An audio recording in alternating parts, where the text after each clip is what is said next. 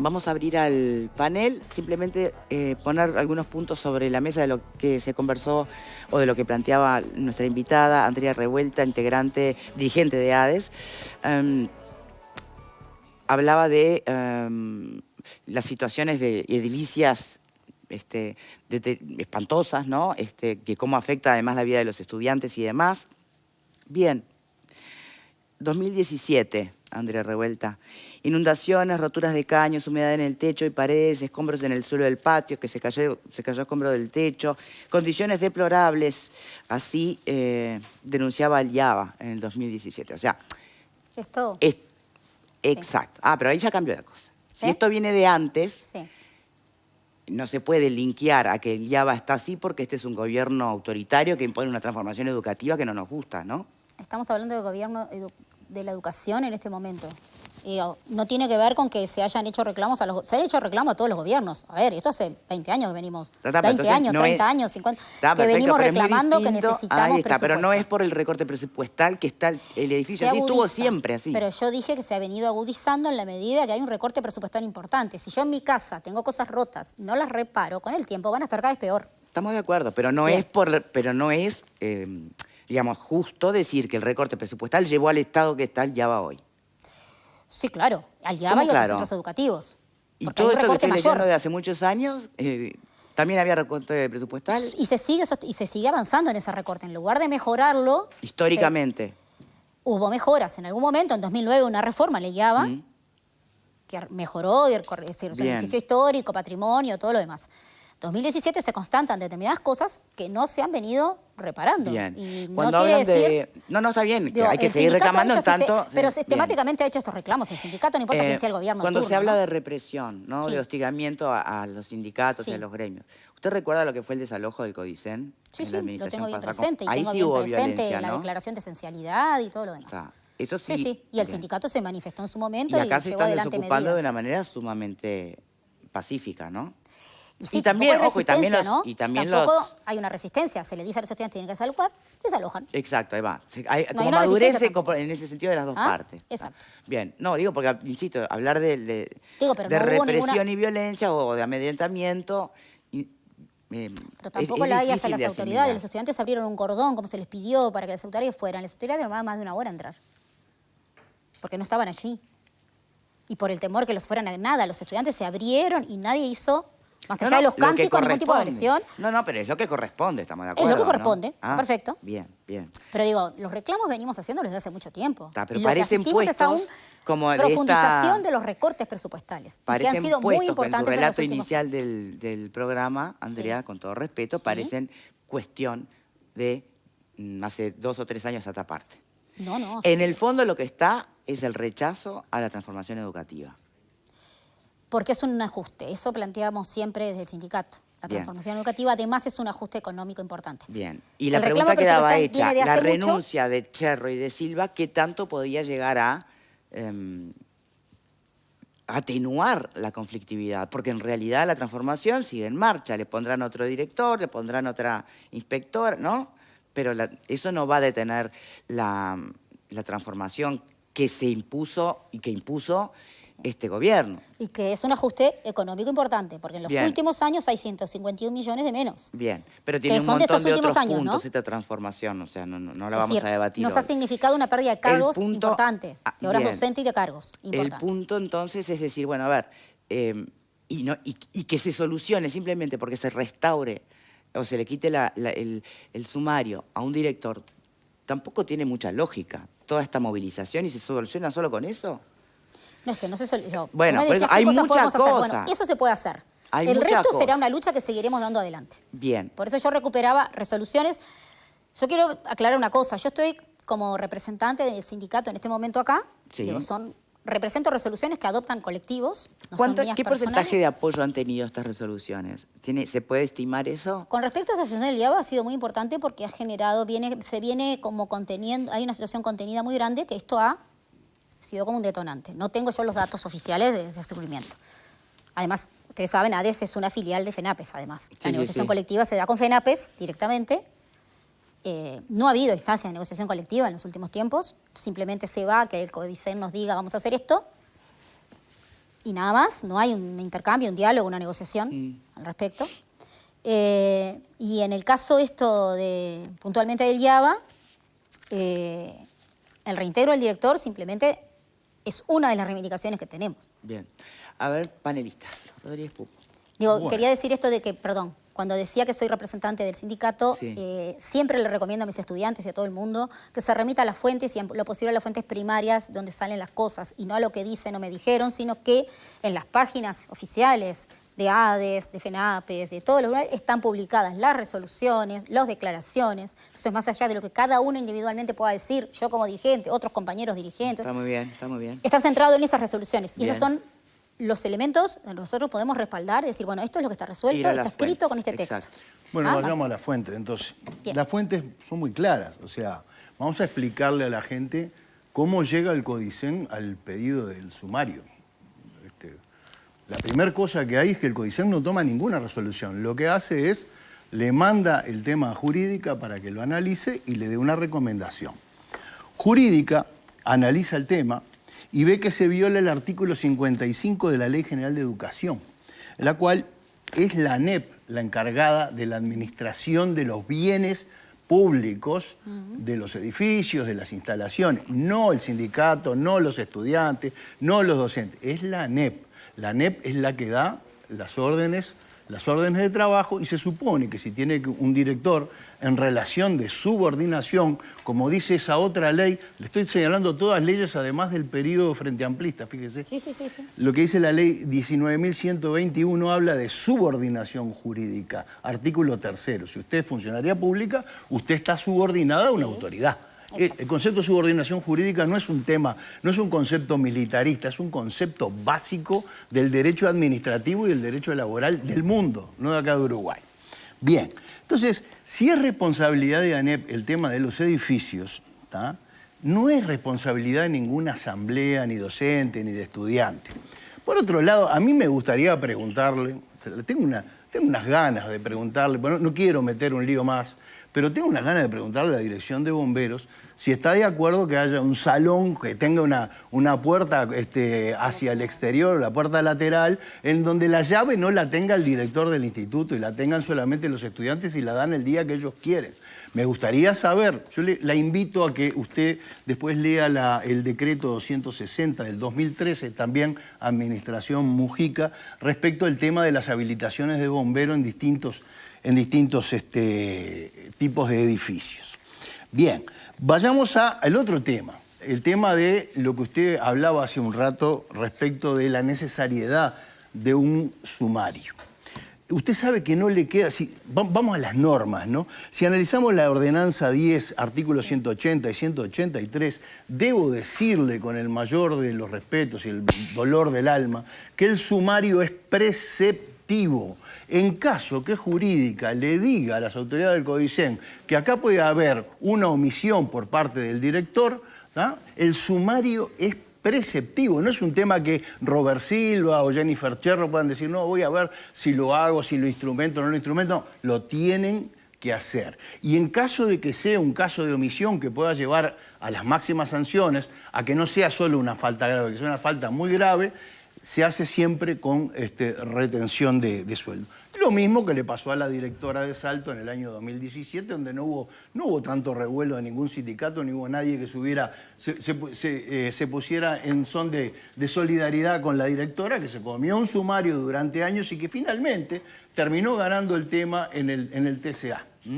Que eso es otra información que anda por ahí, pero como se ve que era una directora que no era del mismo sesgo político que lo que están hoy armando todas estas revueltas, perdón, no quiero llevarlo al tema de su apellido.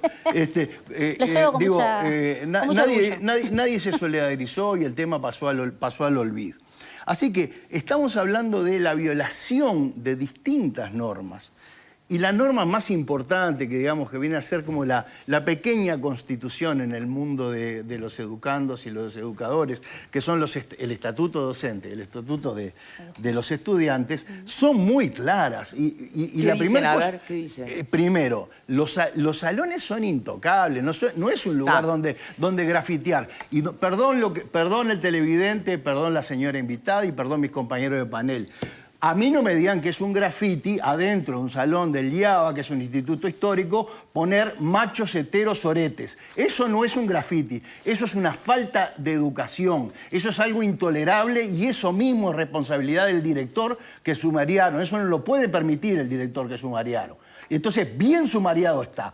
Por eso solo nomás. Ni le digo por el resto de las cosas que me parecen un disparate. Bien. El mundo del revés. Y otra cosa, hay dos cosas que puede hacer el estatuto. Sí, perdonen los compañeros. El estatuto del educando, por favor. Lo que se les puede permitir y está autorizado es que tengan la cartelera gremial, a texto expreso del estatuto del educando y la cartelera gremial y un lugar en caso de asambleas.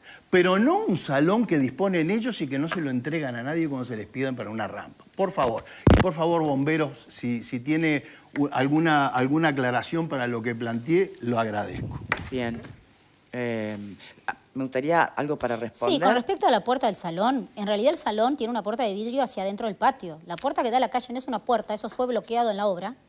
Y se mantuvo esa puerta para no construir otra cosa, pero no es una puerta de salida a la calle. Esa puerta que se ve de la calle está bloqueada y no existe como tal.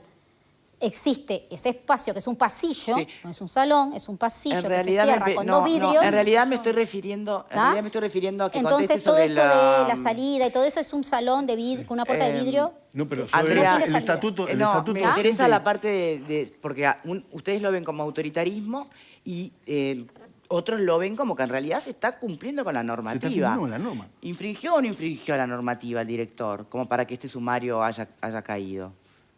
Se haya instalado, digamos. Si infringió la normativa, sí. No cumplió la orden de inspección. ¿Y eso es infringir la normativa? ¿Sí o no? Sí.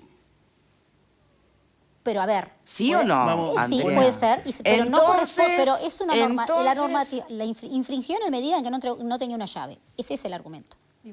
Simplemente. Valeria. Yo dije el otro día acá, cuando charlamos del tema la semana pasada, creo que hay varias cosas que separar acá, ¿no? Se están mezclando varias temáticas que no tienen que ver y que creo que hay que centralizarse en el conflicto de hoy que tiene que ver con el IABA.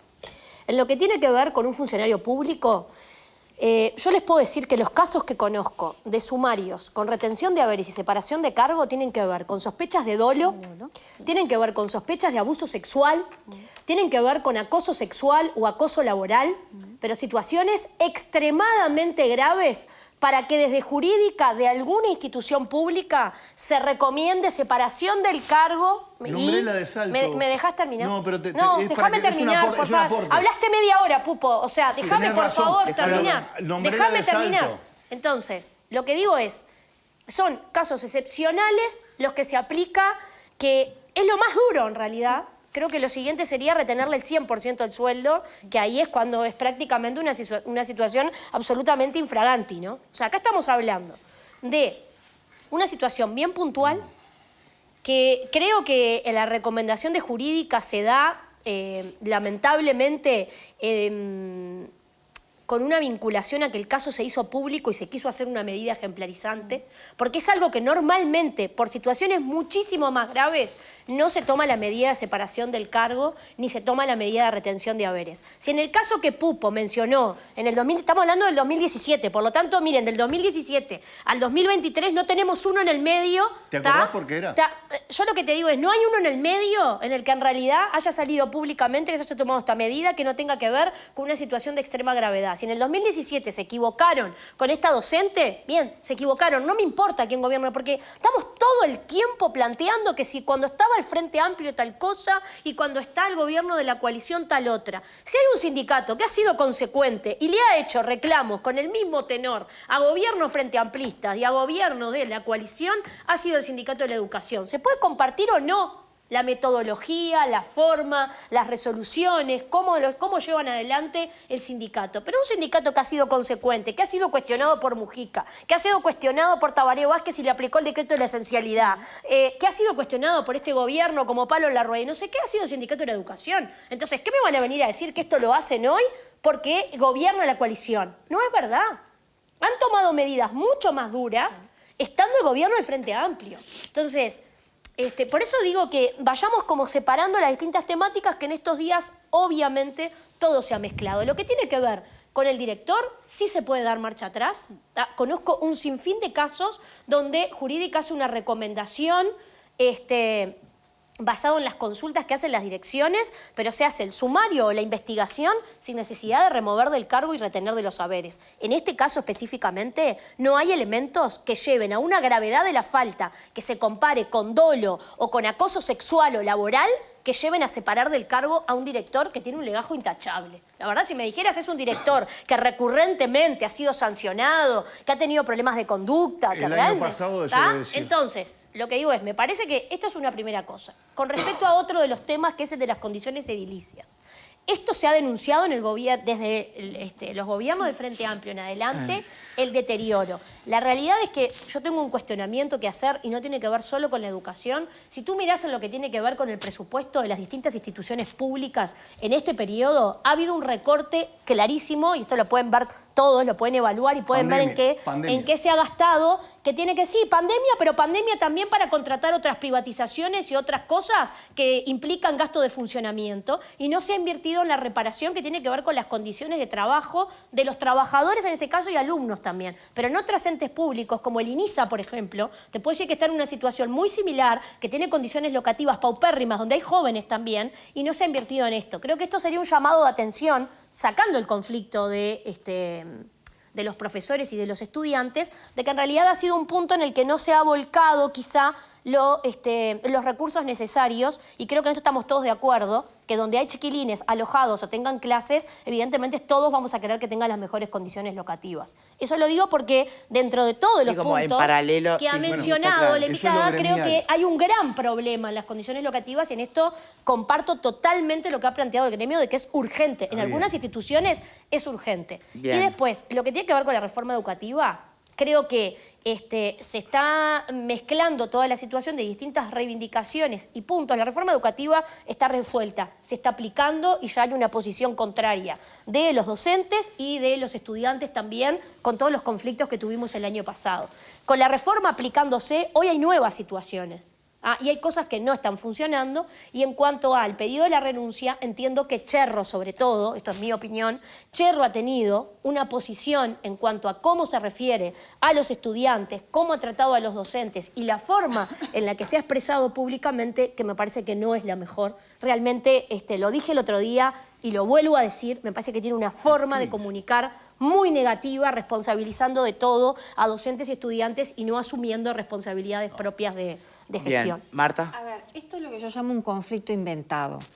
Porque no había un conflicto, o sea, no había ninguna cosa que justificara lo que está pasando. Esto es, los estudiantes, se les pidió que se ofreció otro local, no lo quisieron. El director, en una postura que amerita para mí, sí, el sumario con separación del cargo, porque la gravedad de la situación es importante, porque vos no puedes tener un director que no dirige.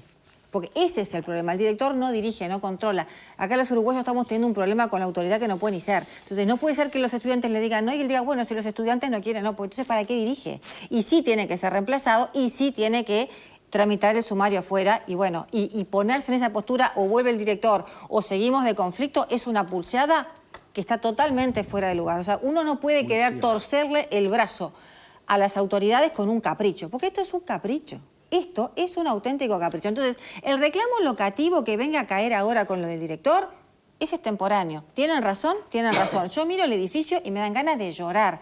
Que un edificio público esté en ese estado, pintarrajeado.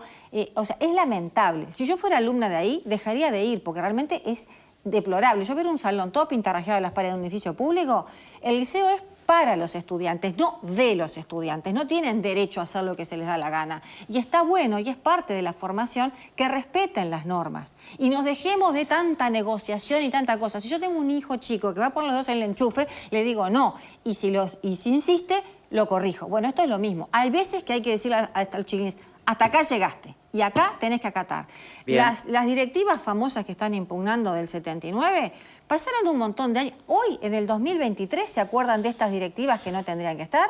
¿Y qué pasa todos los años antes? ¿O recién ahora les molesta porque les hace empezar la autoridad? Yo creo que hay que saber ubicarse un poquito y poner las cosas en su justa medida. Y esto es totalmente extemporáneo. Y quisiera pensar que ni van a renunciar, ni van a reintegrar al director, y les van a ofrecer el cambio a los estudiantes, y lo van a tener que aceptar porque es lo que corresponde. Las normas se hicieron para cumplirlo, y al que no le guste, que se atenga a las consecuencias. Pablo. Lo dije el viernes. Lo dije el viernes. Esto no es un tema de un candado, una cadena, un director, la presión del agua, la escalera sucia. Digo, ha ido evolucionando y hoy nuestra invitada reconoce en realidad cuál es el fondo del asunto y del conflicto, que está bien, uno podrá compartirlo o no, pero esa es la realidad. Lo que pasa es que este conflicto se genera, lógicamente, por un tema que no tiene mucho sentido, ¿no? Un salón gremial donde se le ofrece otro salón, yo qué sé, en el mismo piso, arriba, abajo, el ascensor le falta un tornillo. Bueno, en fin. 4 años. Sí, bueno, 5, 8, 4 años. No es el fondo del asunto, porque hoy lo reconoce nuestra invitada, que uno lo podrá compartir o no, pero es la realidad, eso lo dije el viernes. El problema acaba mucho más allá de la situación del IABA. El asunto es que las cosas hay que reconocerlas en el momento. No dejar que pase el tiempo y se desmorone lo que es la base de un conflicto para después ir cambiándolo a medida de que va pasando el tiempo. Porque es insostenible la posición del gremio de estudiantes de IABA, que es romántico, todos fuimos estudiantes y también hacíamos ese tipo de manifestaciones. Después se les pasa cuando son más grandes. Pero no se puede basar un conflicto en eso. Ahora, si me dicen, estamos en contra de la reforma educativa, por supuesto, están en contra de la reforma educativa, queremos más presupuesto, está perfecto porque el presupuesto de hoy faltan millones y no sé qué cosas más, está bien, se comparte, y alguna otra serie de reivindicaciones más. Y bueno, uno podrá estar de acuerdo o no, pero la realidad es otra, el fondo es otro, y se esperaba que esto fuese de esta manera. O alguien creía o vivía en Disneylandia que esto no iba a pasar. Pasó con el IABA la semana pasada, va a pasar con otro liceo la semana que viene y así sucesivamente. Porque el fondo del asunto es la reforma educativa que no se está de acuerdo. Y está bien, se puede o no se puede estar de acuerdo con las cosas. Pero vivimos en un país democrático, porque cuando se habla de democracia, de la dictadura, de represión y demás, a veces hay que aceptar los resultados de las urnas. Yo por lo menos los acepto. Entonces, cuando un gobierno es votado, se podrá estar de acuerdo o no, y plantea en un programa de gobierno determinado tipo de reforma, y posteriormente se hace una suerte de una elección anticipada para ver si se aplica o no la reforma y la ciudadanía vuelve a ratificar esto, y a veces hay que aceptar lo que la democracia indica. Se podrá pelear, está bien, se podrá no estar de acuerdo, pero digo, hay que aceptar las urnas. Podemos tener otra forma de gobernar, que son diferentes, yo no las quiero, pero cuando se habla tanto de democracia, a veces habría que aceptar un poco el resultado de las urnas, y es lo que se está aplicando, más nada. Por supuesto, los gremios de educación, como bien lo dijo la invitada y mis compañeros aquí de panel, siempre han estado en contra de todos los gobiernos y los reclamos han sido contundentes. Tengo un matiz con mi querida amiga Valeria. Han reclamado todo el tiempo, es verdad, pero han reclamado más en este, ¿no?